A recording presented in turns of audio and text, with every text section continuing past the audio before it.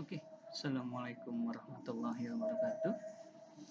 Ya, berjumpa lagi dengan saya, Fajar Wulan Saputra. Kali ini kita sudah masuk di KD 6 ya, di mata pelajaran AIJ ya, Administrasi Infrastruktur Jaringan. Oke, kita akan lanjut ke materinya. Oke, ini adalah indikator ya. Yang pertama, siswa mampu menganalisis konfigurasi routing dinamis.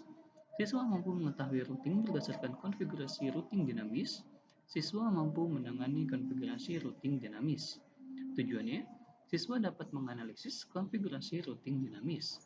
Siswa dapat mengetahui routing berdasarkan konfigurasi routing dinamis. Siswa dapat menangani konfigurasi routing dinamis.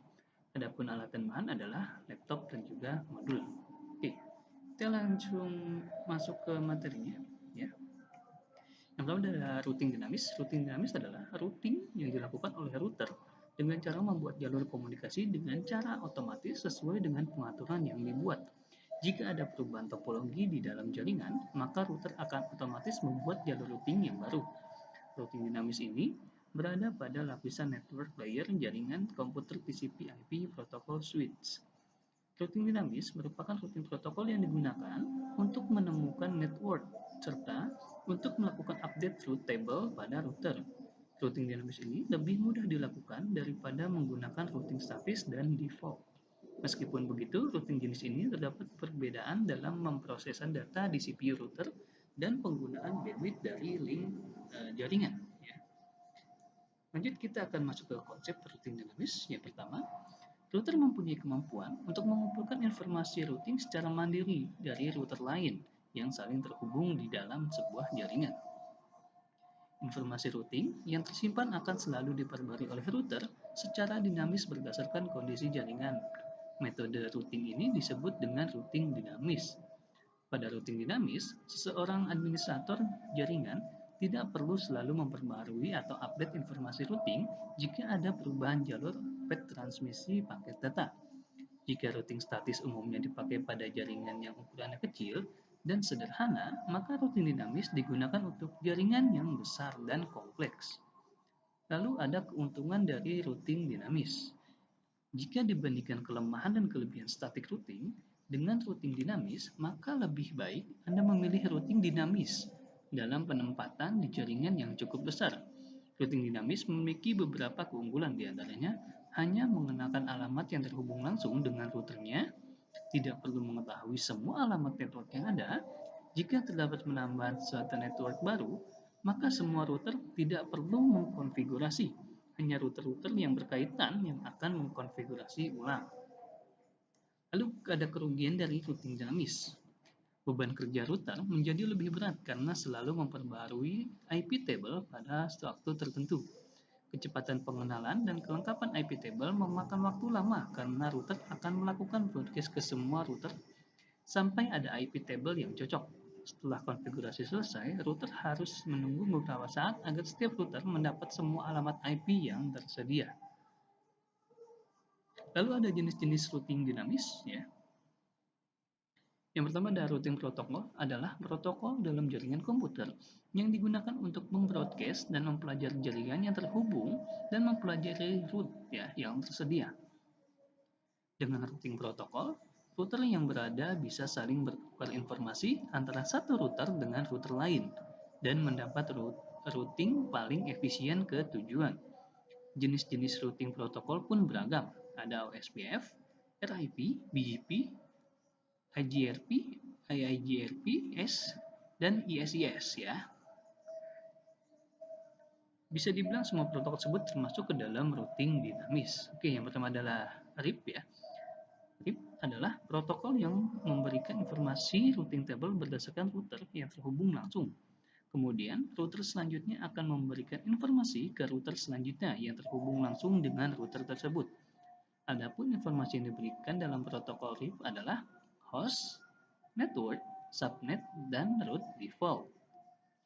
Protokol ini menggunakan algoritma distance vector. Metrik yang dilakukan pada protokol ini berdasarkan hop count untuk memilih jalur terbaik. Jika hop count lebih dari 15, maka paket datagram akan dibuang dan tidak diteruskan. Update routing table pada protokol ini akan dilakukan secara broadcast setiap 30 detik. Macam-macam protokol RIP terbagi menjadi dua bagian, yaitu RIPv1 ya, dan RIPv2.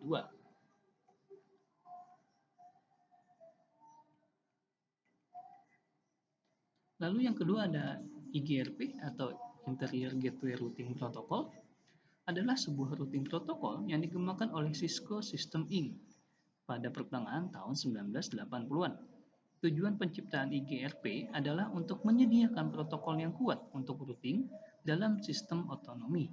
IGRP memiliki hop maksimum 255, tetapi default dari protokolnya sendiri adalah 100. IGRP merupakan bandwidth dan garis penunda secara default untuk menentukan rute terbaik dalam sebuah koneksi. Protokol ini menggunakan algoritma atau distance vector. Update routing pada protokol ini dilakukan secara broadcast setiap 90 detik. Pada IGRP, routing dilakukan secara matematik berdasarkan jarak. Oleh karena itu, sistem IGRP sudah mempertimbangkan beberapa hal sebelum mengambil keputusan jalur mana yang akan ditempuh. Adapun hal yang harus diperhatikan tersebut ada load, delay, bandwidth, dan reliability. Karena protokol ini diciptakan oleh Cisco, maka di dalam kumpulan perintah dasar Cisco terdapat perintah yang mengatur protokol ini. Berikut adalah kelebihan dari protokol IGRP. Yang pertama adalah mendukung sampai 255 hop count. Dan berikut ini adalah kekurangan dari protokol IGRP. Yang pertama adalah jumlah host yang terbatas hanya bisa diterapkan pada router Cisco saja. Lalu yang ketiga ada OSPF ya, atau Open Short Path First. Adalah sebuah routing protokol standar terbuka yang telah diaplikasikan oleh sejumlah vendor jaringan dan dijelaskan di RFC 2328. Protokol ini cocok diterapkan pada jaringan yang memiliki router yang berbeda-beda. Contohnya, jika jaringan komputer Anda memiliki banyak router dan tidak semuanya adalah router Cisco, maka Anda tidak dapat menggunakan IGRP. Jadi, pilihan Anda tinggal RIPv1, V2, atau OSPF. Jika jaringan yang dikelola adalah jaringan besar, maka OSPF adalah pilihan protokol satu-satunya agar semua router tersebut bisa melakukan routing. OSPF bekerja dengan sebuah algoritma link state yang disebut algoritma Dijkstra atau SPF ya. Cara kerja protokol ini adalah pertama, sebuah pohon dengan jalan terpendek akan dibangun. Kemudian, routing table akan diisi dengan jalur-jalur terbaik yang dihasilkan dari pohon tersebut. SPF hanya mendukung routing IP saja. Update routing table pada protokol ini dilakukan secara flooded saat terjadi perubahan topologi jaringan. Bisa dibilang, OSPF ini adalah rute distribution, yaitu sebuah layanan penerjemah antar routing protokol. Berikut ini adalah kelebihan dari protokol OSPF. Tidak menghasilkan routing loop, mendukung penggunaan beberapa metrik sekaligus, bisa menghasilkan banyak jalur ke sebuah tujuan membagi jaringan yang besar menjadi beberapa area. Waktu yang diperlukan untuk mengkonvergen lebih cepat, dapat diterapkan di semua router merek apapun. Sedangkan berikut ini adalah kekurangan dari protokol OSPF. Yang pertama, membutuhkan basis data yang besar, dan yang kedua, lebih rumit. Lalu ada EIGRP adalah lanjutan jarak vektor, ya, routing protokol yang digunakan pada jaringan komputer untuk mengoptimasi routing yang keputusan dan konfigurasi. Protokol ini dirancang oleh Cisco System sebagai protokol proprietary. Hanya tersedia pada routing Cisco, fungsi parsial dari IGRP dikonversi menjadi sebuah standar terbuka pada tahun 2013 dan diterbitkan dengan statusnya informasi sebagai RFC 7868 pada tahun 2016. IGRP digunakan pada router untuk berbagi rute dengan router lain dalam sama sistem otonom. Tidak seperti protokol routing lain terkenal seperti RIP dan IGRP hanya mengirim update inkremental, mengurangi beban kerja pada router dan jumlah data yang perlu dikirimkan. Oke, ini ada IGRP mendukung fitur sebagai berikut. Yang pertama ada mendukung untuk kelas interdomain routing dan variabel, panjang subnet masking, rute tidak diringkas pada batas jaringan kelas full kecuali ringkasan auto diaktifkan, dukungan untuk load balancing link paralel antar situs, kemampuan untuk menggunakan password autentikasi yang berada pada waktu yang berbeda, MD5 autentikasi antar dua router, mengirimkan perubahan topologi dari mengirim seluruh tabel routing ketika rute berubah, berkala memeriksa apakah sebuah rute yang tersedia dalam merambat perubahan routing untuk router tetangga jika ada perubahan yang terjadi. Berjalan terpisah, routing yang diproses untuk IP, IPv6, IPX, dan AppleTalk melalui penggunaan modul protokol independen. Lalu ada kompatibilitas mundur dengan protokol GRP routing. Lalu selanjutnya ada BGP ya, atau Border Gateway Protocol.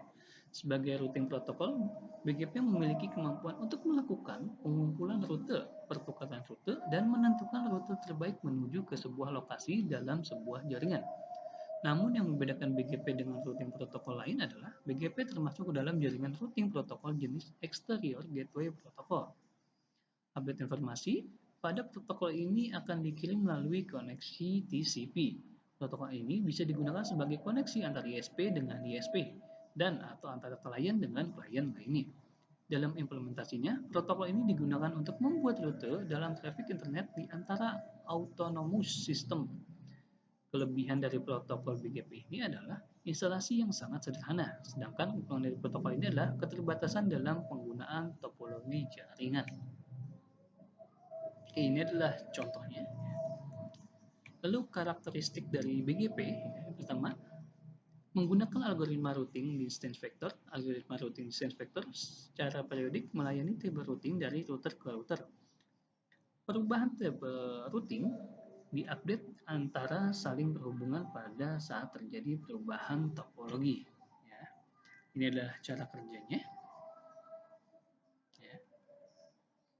Ini adalah alasan mengapa BGP menjadi recommended, memiliki kemampuan untuk mengontrol dan mengatur traffic dari sumber berbeda di dalam network multi-home ya, tersambung lebih dari satu ISP.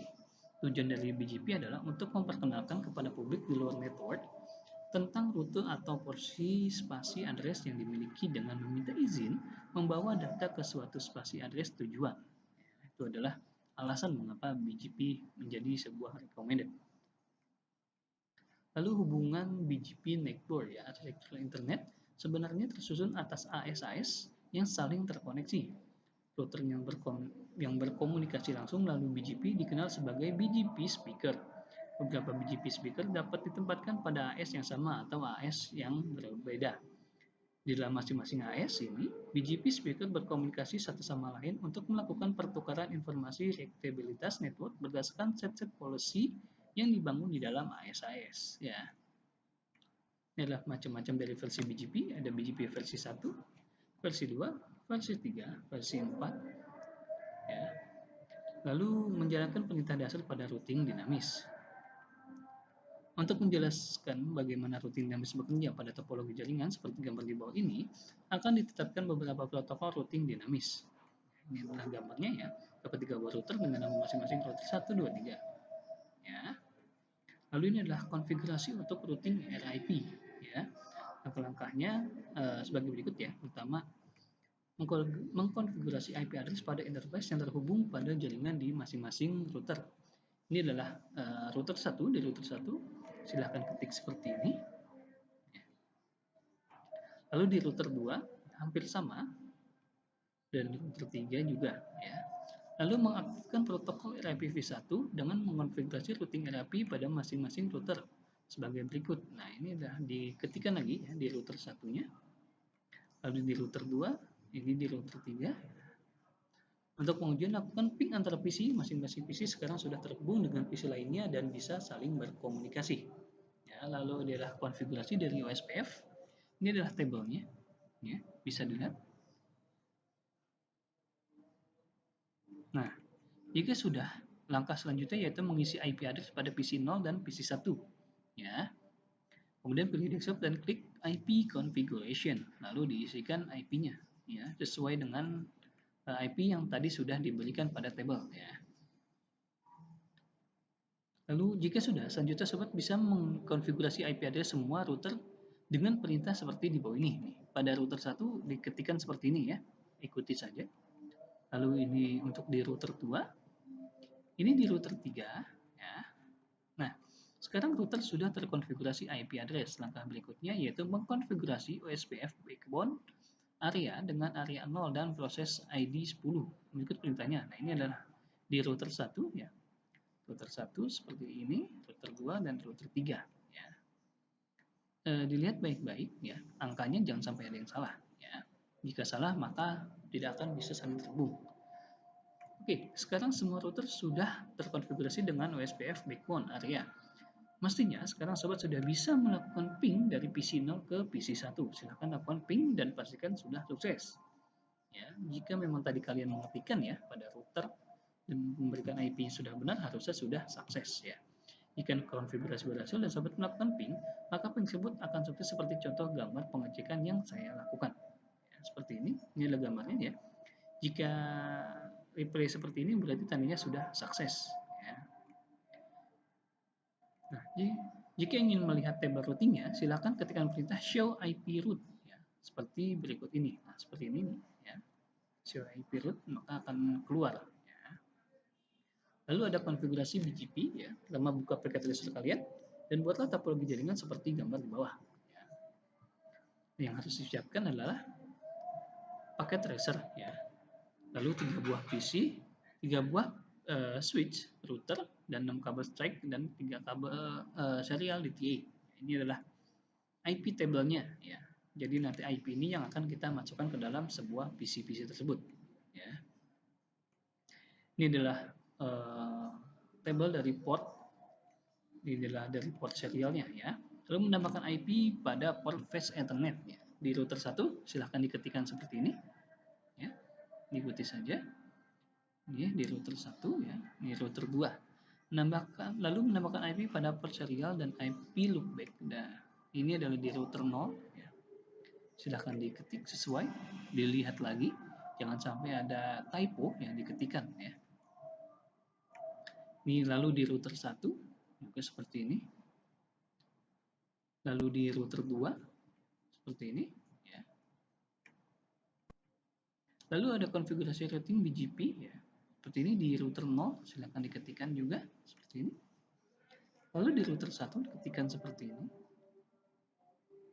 Di router 2 ketik seperti ini ya. Kalau ini adalah keterangannya. Keterangannya seperti ini ya. Ketikkan di keterangannya saja. Lalu cek routing table ya. Untuk mau cek routing table menggunakan sintaks ya seperti ini. Root enable ya. Lalu root show IP root. Untuk hasilnya bisa kita lihat di gambar ya. Lalu cek ping antar PC ya. Nah, seperti ini jika sudah replay berarti tandanya PC sudah saling terkoneksi ya, sudah successful. Oke, sekian pertemuan kita di KD6 ini. Semoga bisa bermanfaat ilmu yang sudah saya berikan. Kita lanjut lagi nanti di KD selanjutnya yaitu di KD7. Terima kasih. Saya akhiri sampai di sini. Assalamualaikum warahmatullahi wabarakatuh.